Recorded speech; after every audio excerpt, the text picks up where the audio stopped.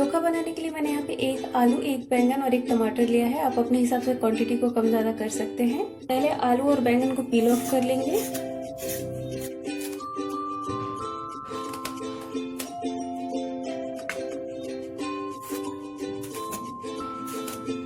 अब हम इन्हें कट कर लेते हैं।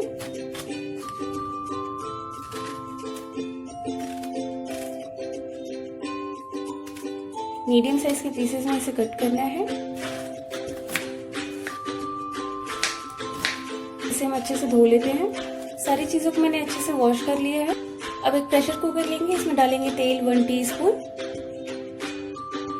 इससे आलू बैंगन तले में नहीं लगेगा और अच्छे से बॉईल होगा। तो इसमें ये आलू बैंगन ऐड कर देते हैं और टमाटर को भी पीसेस में कट कर लेते हैं। मैं यहाँ पे 4 बड़े टुकड़े कर रही हूँ। अब इसमें ऐड करेंगे थोड़ा सा सॉल्ट। एक बार सारी चीजों को अच्छे से मिक्स कर दें। अब लीड लगा के इसे 3 मिनट के लिए लो फ्लेम पे पका लेंगे।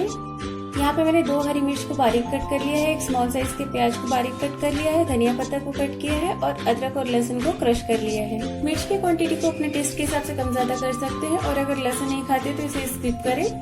3 मिनट हो गया, फ्लेम ऑफ कर देते हैं और प्रेशर कुकर को ठंडा होने देते हैं। प्रेशर कुकर ठंडा हो गया, एक बार खोलते हैं इसे। ये सारी चीजें अच्छे से सॉफ्ट हो गई हैं और तले में बिल्कुल नहीं लगा है। बैंगन है, ये देखिए सॉफ्ट हो गया। अब टमाटर के छिलके उतार लेते हैं, ये आसानी से उतर जाएगा। ये देखिए। अब सेम प्रेशर कुकर में इन सारी चीजों को मैश कर लेते हैं। इसे मैंने अच्छे से मैश कर लिया। अब इसे एक बोल में निकाल लेते हैं। अब इसमें एक कटे हुए प्याज, हरी मिर्च, जिंजर गार्लिक और धनिया पत्ता ऐड कर देते हैं। अब इसमें ऐड करेंगे 1/2 टीस्पून सरसों का तेल और थोड़ा सा नमक। नमक हमने पहले भी डाला था। और इसमें आधी नींबू का रस निचोड़ देते हैं। सारी चीजों को अच्छे से मिक्स कर लेंगे। ये चोखा बहुत ही टेस्टी बनता है। अगर आप ज्यादा खट्टा नहीं पसंद करते हैं तो नींबू के रस को स्किप करें। ये चोखा सिर्फ 2 से 3 मिनट में बनके तैयार हो जाता है। इसे बनाने में बहुत ही कम टाइम लगता है और टेस्ट भी बहुत ही अच्छा आता है। लोग को बैंगन भुनने और छिलने में मेहनत लगती है, उनके लिए तो ये बेस्ट रेसिपी है। तो आप इसे जरूर ट्राई करिएगा और बट्टी के साथ आप इसे एंजॉय कर सकते हैं। इसे मैंने अच्छे से मिक्स कर दिया है, तो आप इस चोखा की रेसिपी को जरूर ट्राई करिए, आपको बहुत पसंद आएगा।